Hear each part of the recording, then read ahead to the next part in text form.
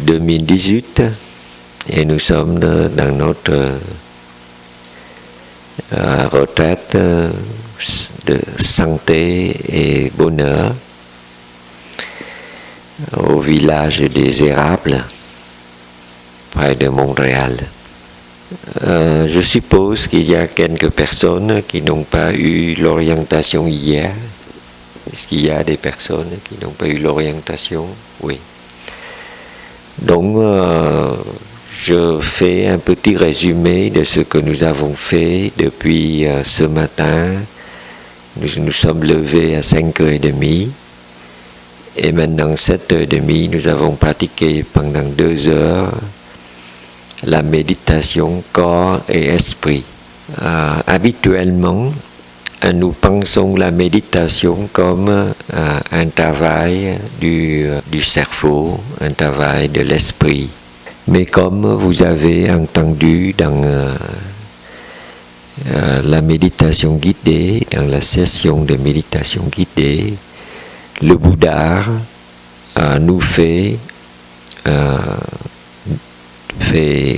enseigne de porter notre attention à notre corps. Et les 4 premiers exercices portent sur la respiration et portent sur le corps en général. Il y a bien sûr d'autres écoles de méditation qui enseignent que le 3e et le 4e exercice du Sutta portent sur le corps de la respiration. Mais je pense que la bonne compréhension, c'est de notre corps en général. Parce que dans un autre enseignement, dans un autre sutta, le sutta sur les 4 domaines de l'attention, le Bouddha a repris ces enseignements et a spécifié comment on peut porter son attention sur le corps, sur la position du corps, non seulement en méditation, mais pendant toute la journée. Si on fait un pas, on est conscient de son pas. Si on penche en avant, si on se penche en avant, on est conscient de son corps penché en avant, etc., etc. Que ce soit dans n'importe quelle position du corps, nous sommes conscients. Et donc c'est dans la méditation, la première recommandation, c'est de prendre une position assise confortable, que ce soit sur le coussin ou sur la chaise. C'est bien l'attention du corps. À 5h30 du matin, nous avons fait une préparation pour que le corps soit en position ou en état le plus fonctionnel, dans un état optimal. Et pour cela, comme j'ai partagé hier, il faut que le monarque que nous sommes, voyez, nous sommes à la tête d'un royaume qui est notre corps, et il faut que notre esprit, voyez, s'entraîne à avoir de bonnes habitudes, de s'occuper correctement du corps. Il y a des gouvernements, voyez, qui sont plus près, des gouvernements pour le peuple, par le peuple, pour le peuple. Et il y a d'autres gouvernements qui s'occupent que de leurs propres intérêts. Et donc, si nous voudrions être un monarque éclairé, il faut qu'on donne, voyez, le plus d'attention, de plus de soins. Il faut qu'on soit près de nos sujets. Et nos sujets, ce sont toutes les cellules du corps. Et toutes ces cellules-là ont besoin de nourriture, d'oxygène, voyez, et d'autres nutriments, d'autres éléments dont la science nous a spécifié. Et tous ces éléments-là sont véhiculés par le sang.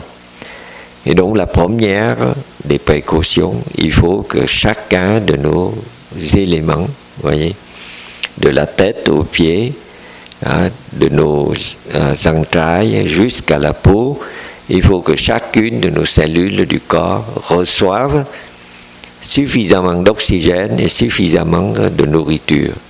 Il faut que le sang circule jusqu'à la peau. Et comment savoir si le sang circule jusqu'à la peau? Il faut que vous sentez la chaleur à la peau. Et donc, il faut que vous ayez suffisamment de sang. Et comme le sang est liquidien, la première action qu'on doit prendre, la nouvelle habitude, c'est de boire suffisamment dès le réveil. Donc nous avons bu, voyez, et comme la température du corps est à 37 degrés, nous avons bu une eau vers 37-40 degrés. Une eau tiède, ni trop chaude, ni trop chaud, ni trop froid. Et après, nous avons fait des exercices pour que tout ce corps se met en mouvement, s'échauffe. C'est l'échauffement. On considère que l'entraînement de l'esprit doit être complet, c'est-à-dire corps et esprit. Parce que dans l'enseignement, dans la pensée orientale, corps et esprit ne fait qu'un. Et donc si vous vous occupez de votre corps, vous vous occupez également de votre esprit. Si vous êtes complet au niveau du corps, vous le ressentez, cette bonheur-là, dans votre mental. Et donc, tout ce qui se passe dans le corps retentit dans l'esprit. Et si vous avez une bonne habitude, voyez, de pratiquer, de revenir au corps, votre corps va vous renvoyer l'ascenseur, va vous rembourser, non, va renvoyer tous les soins, tout le bienfait, voyez, que vous prodiguez à votre corps. Vous le ressentez aussi au niveau mental. Donc nous avons bu, voyez, 3/4 de litre à 1 litre d'eau. Chez vous, vous pouvez le mesurer, mais grosso modo, il faut boire jusqu'à la satiété, jusqu'à ce que vous ne pouvez plus boire. Et donc, si vous buvez cela et que vous avez du mal, vous pouvez mettre un soupçon de café ou un soupçon de thé, ou, vous voyez, là, ce matin, nous avons fait un supplément de sel sous forme d'une préparation concentrée de levure de pierre, qui est une préparation australienne. Ça permet, vous voyez, de boire beaucoup. Et on n'a pas à forcer à boire vite, on boit lentement, donc on prend du temps depuis le réveil jusqu'au début de l'exercice, qui est le toucher terre. Et ce toucher terre a 5 caractéristiques que je rappelle ici. La première, c'est l'inflation liquidienne, s'enrichir en liquide, c'est-à-dire en sang.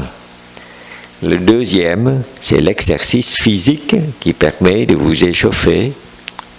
Mais l'exercice très simple, on se lève et puis on s'allonge sur le sol, sur le plancher. Et en faisant cela, on synchronise avec notre respiration. Quand on se lève, on inspire, et quand on s'allonge, on expire. Et si vous avez, voyez, une respiration courte, vous pouvez rajouter pour être toujours au moment que vous êtes debout, vous pouvez exercer une inspiration, et quand vous êtes allongé, vous pouvez faire une expiration. Cette expiration est un peu plus longue parce que vous prenez le temps de faire l'exercice et la respiration. Donc, l'expiration, après l'expiration, vous faites une pause. Et en même temps que vous portez votre attention sur la respiration et sur les positions du corps, sur le mouvement, vous le faites de manière détendue. Donc il y a l'exercice, il y a maintenant la relaxation pendant tout exercice, tout le temps de l'exercice. Donc c'est aussi une nouvelle habitude de vous détendre pendant toute la journée. Parce que on fait cela, vous voyez, qui fait partie de le soin, la gentillesse à notre corps. Ne pas le forcer, ne pas être tendu, ne pas faire violence à notre corps. Voilà, donc le troisième élément. Et nous prenons cela, vous voyez, sous contrôle, parce qu'à tout moment, nous avons la détente. Et pour bien détendre, il faut être au courant si nous sommes vraiment détendus ou si nous sommes un peu crispés, un peu tendus. Et il suffit de sourire à notre habitude d'être tendu pour nous détendre. Pour cela, nous pouvons nous aider aussi d'un son de cloche. On va entendre un son de cloche, respirer 3 fois, nous détendre.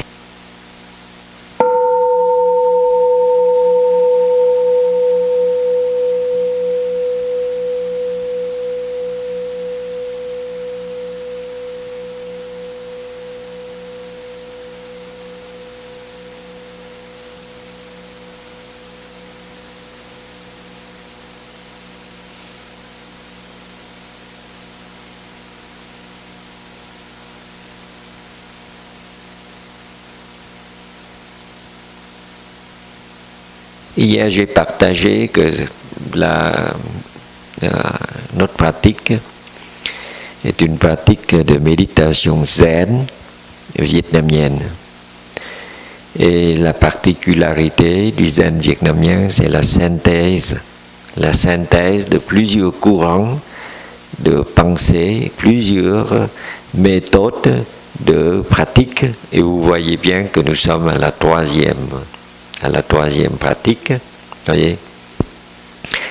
Et donc, dans la pratique vietnamienne, il y a le courant de pensée taoïsme.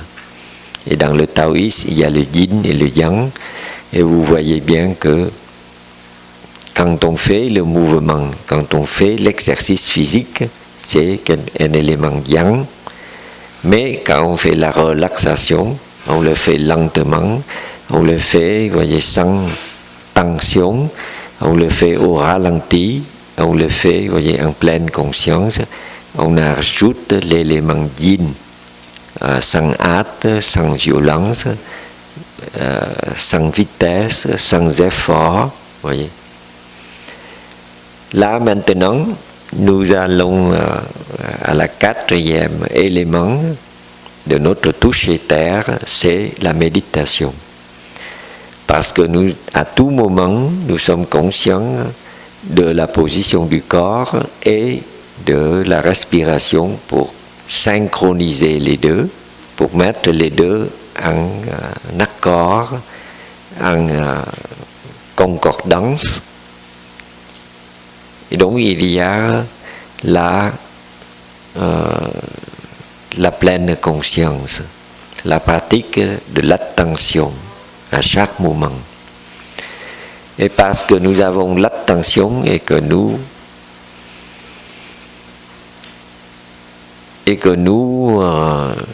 faisons la focalisation sur ce qui se passe en train de se passer, sur notre mouvement, sur la position de notre corps, sur la respiration, sur notre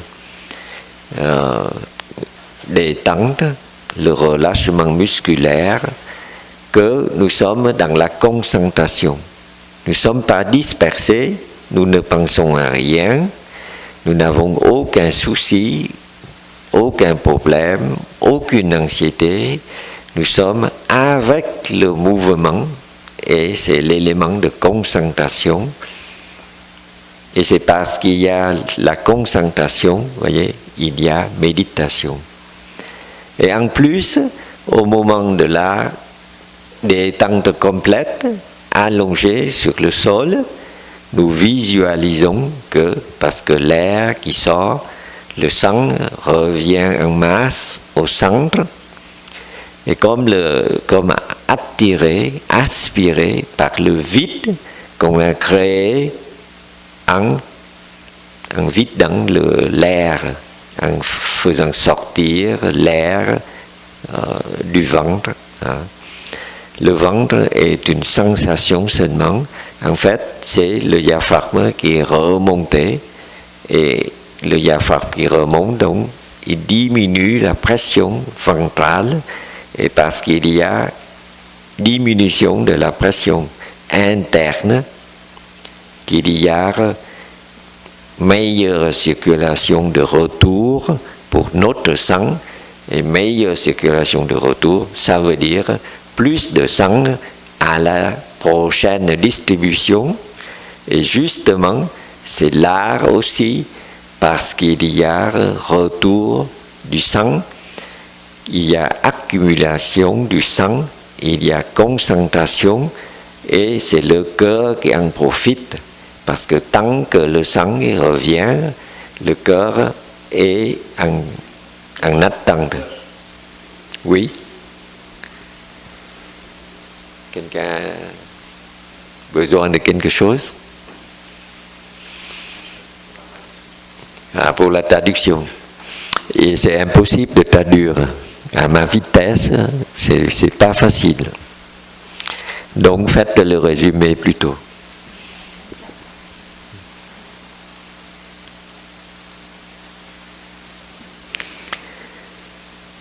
Donc je répète, dans la méditation, il y a la pleine attention, puis il y a la concentration. C'est parce qu'il y a concentration du mental, il y a concentration de notre sang. C'est donc concentration du corps. Et avec la concentration, le corps prend du temps pour laisser le sang revenir, et c'est justement pendant ce moment de diastole où le cœur se remplit de sang que le cœur est nourri. Donc si vous faites trop rapidement, voyez, si dans la journée vous êtes dans la hâte, dans la course, vous êtes en train de léser, de faire violence à votre corps et léser votre cœur. Et à partir où le cœur souffre, voyez, tout le corps est en souffrance, parce que c'est le cœur qui distribue tout ce qui est vital à tout notre corps. Ce qui fait que plus le rythme de notre vie moderne s'accélère, plus nous avons de maladies cardiovasculaires. Et là, c'est une prévention, c'est un contre-courant. On fait l'inverse de ce que le mode actuel, le mode de vitesse, d'efficacité, de rendement, là, il n'y a aucun rendement.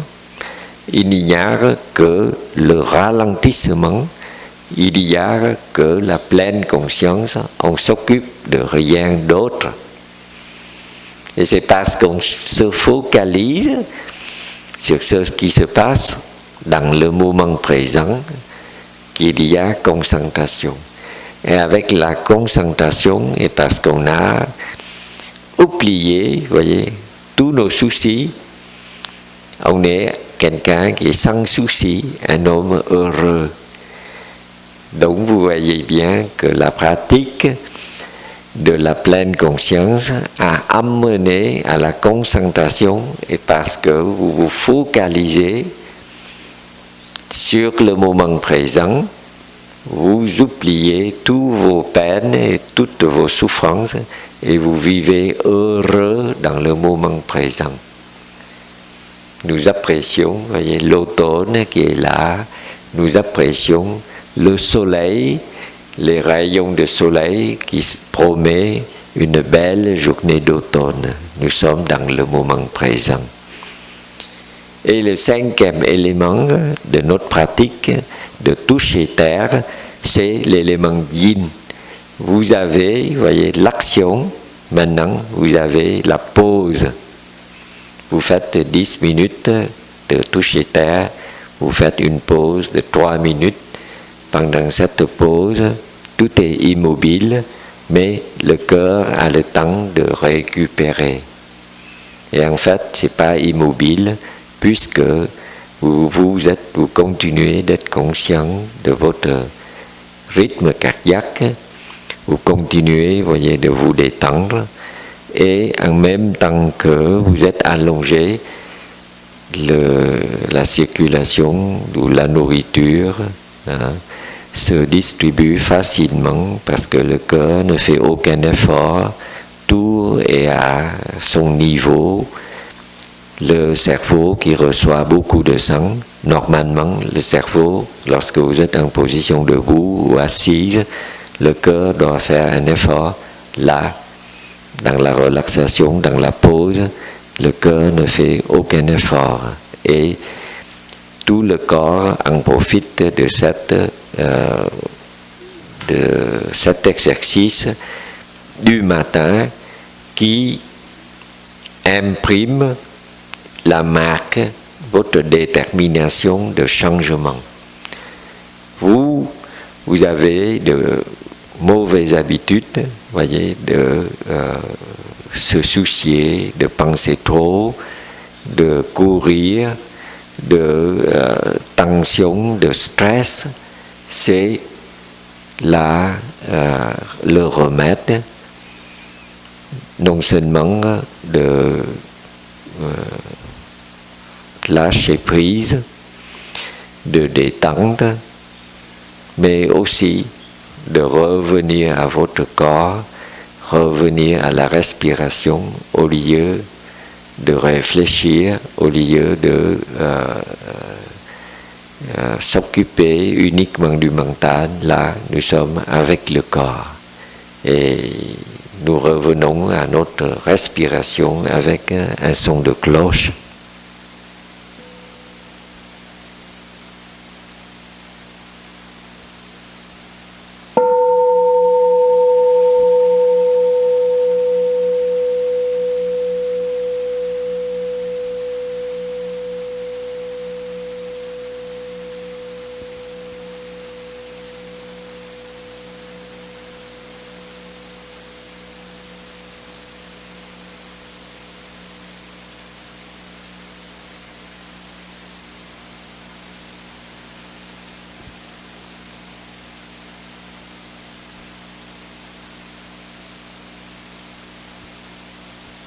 Et nous profitons de tout cela parce que le Bouddha nous a ouvert la voie, nous a montré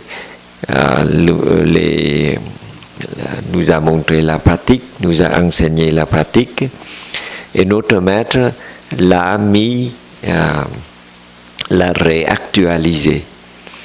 Et c'est lui qui a mis les 3 éléments, les 3 énergies, 14 entraînements de la pleine conscience. Il a spécifié les 3 énergies, l'énergie mentale de l'esprit, l'énergie de la respiration, le chi, ici c'est le chan, le chi, et l'énergie sexuelle, le ting,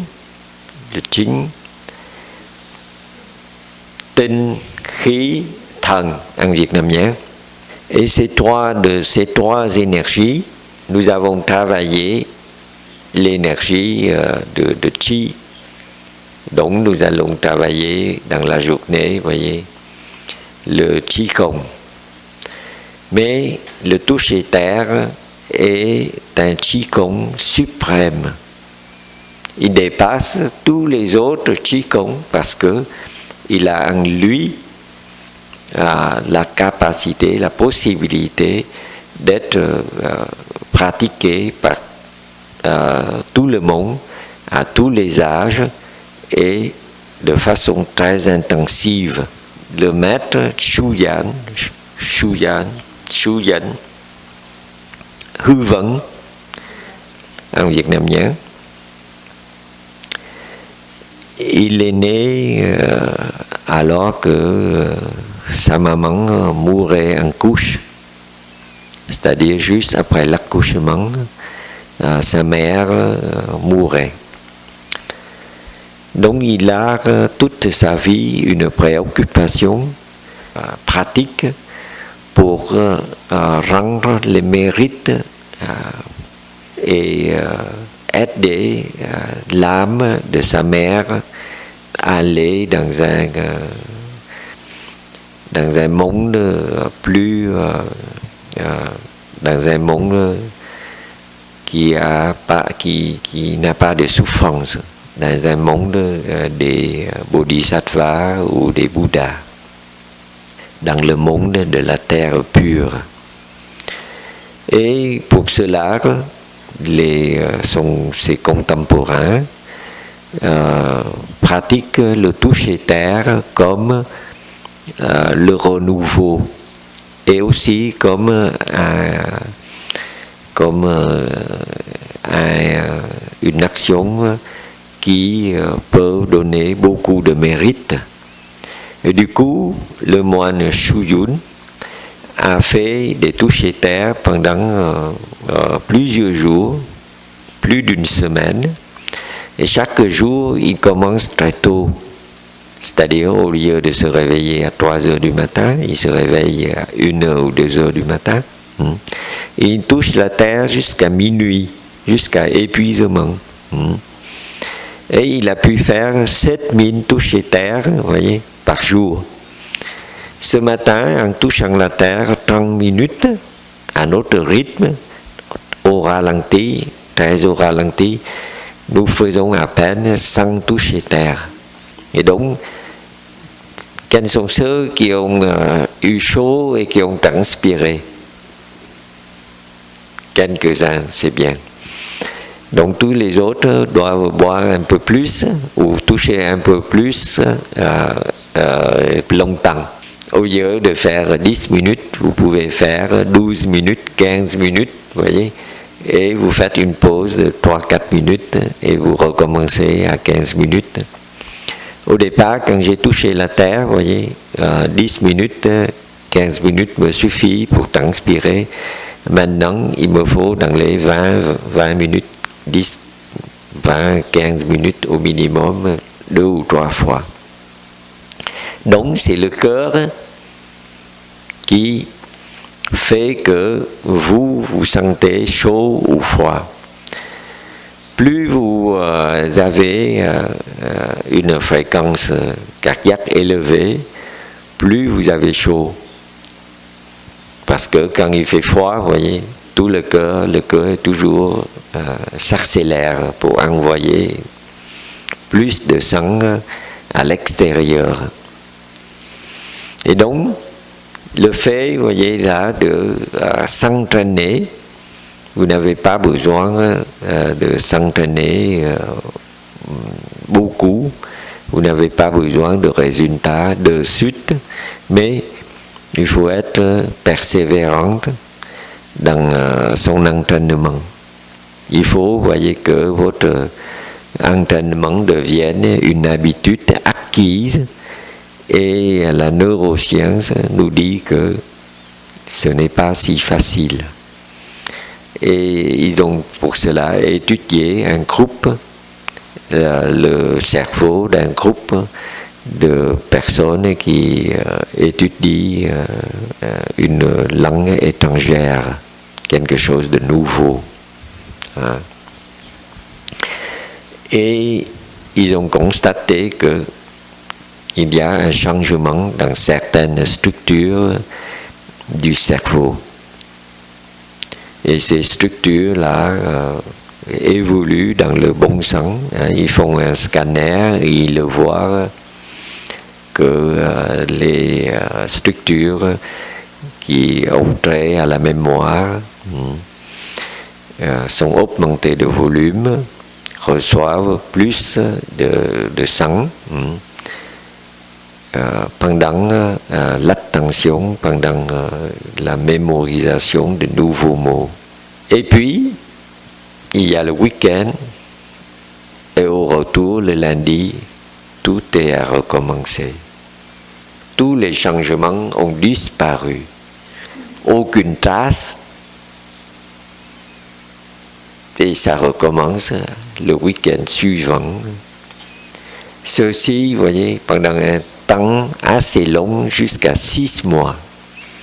Mais à partir, si, vous voyez, les habitudes fait un changement invisible, puisque au bout de 6 mois, ça devient visible. Et à partir de 6 mois, vous voyez, là, vous êtes sûr que le cerveau est modifié. Et à partir de là, vous avez, vous voyez, une nouvelle habitude et vous êtes à l'aise avec et vous vivez avec, c'est-à-dire que vous vous réveillez toujours en pensant à la pratique au lieu de vous occuper, vous voyez là, du tsunami en Indonésie, la guerre en Irak ou en Syrie, vous voyez. Et tout cela, vous voyez, n'est que l'activité d'un groupe de cellules minoritaires, mais qui fait au détriment de tout le corps, de tout le reste. Qu'est-ce qui fait notre bonheur ou notre malheur? C'est le crash boursier, toutes les choses qui s'entraînent, vous voyez, etc. Et tout cela, c'est quoi? C'est les activités des spéculateurs. Un petit nombre qui fait souffrir toute la terre entière. Qu'est-ce qui fait les pollutions? Ce sont les gens qui veulent s'enrichir. Ils veulent cultiver, vous voyez, et ils défrichent au maximum pour avoir plus de culture, plus d'élevage, plus de vente. Et nous souffrons de la pollution, nous souffrons, vous voyez, du réchauffement planétaire, etc. Donc, vous pouvez faire le changement si vous êtes persuadé que ça vaut le coup, le changement. Parce que si vous prenez, vous voyez, le rythme et que vous ne changez rien, vous voyez, nos prédécesseurs, ils vont dans le fossé, ils vont vers le cancer, ils vont vers la crise cardiaque, ils vont vers les problèmes, voyez. Et la deuxième cause, la première cause de mortalité, c'est les maladies cardiovasculaires. La deuxième cause de mortalité, c'est les conséquences iatrogènes. C'est-à-dire que quand vous êtes malade, vous vous faites soigner et beaucoup de gens sont morts parce que les doses de médicaments ne sont pas adaptées ou ils sont, vous voyez là, ils souffrent des complications de leurs opérations, ils souffrent, bref, les causes qui sont créées par les soins médicaux, c'est la deuxième cause de mortalité. La troisième cause, c'est le cancer. Et donc, ne vous mettez pas, voyez, en situation de détresse. Mettez-vous, voyez là, faites la prévention, soyez autonome, prenez une voie plus heureux, moins dépendant de la société, parce que si vous allez à l'hôpital, voyez, vous n'avez plus l'autonomie, vous êtes sous la dépendance, vous êtes sujet à tous les soins qu'on vous applique, parce que souvent, voyez, au départ, il y a consentement, mais si vous signez un chèque en blanc, voyez, vous connaissez les conséquences, vous êtes lié à des choix des autres. Peut-être ces choix-là vous conviennent, mais la plupart du temps, ces choix peuvent ne pas vous convenir. Et donc, le fait de prendre dès le matin le contre-pied, le contre-courant de nos contemporains vous permet, voyez, de suivre la voie de la sagesse, la voie de la tradition, la voie de l'Orient au lieu de rester dans la course et la course aux intérêts de l'Occident. Vous retrouvez, voyez, les voies différentes de pratique, de vie, bonheur au lieu de soucis.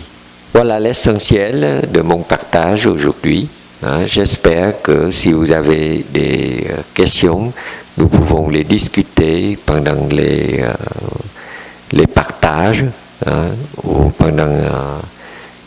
je peux aussi vous offrir des consultations privées, parce qu'il faut toujours être créatif pour notre pratique, et il faut que la pratique soit adaptée à votre situation. Vous n'avez pas besoin, voyez, de faire comme je le fais.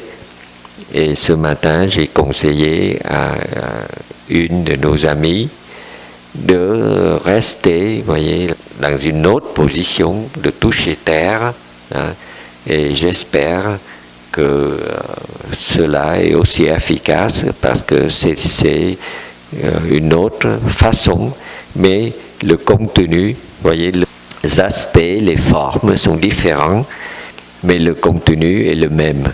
Donc il faut être créatif, il faut savoir adapter la pratique à notre situation. Bonne pratique et bonne journée pour cette belle journée, et aussi ce groupe merveilleux d'amis qui sont avec nous.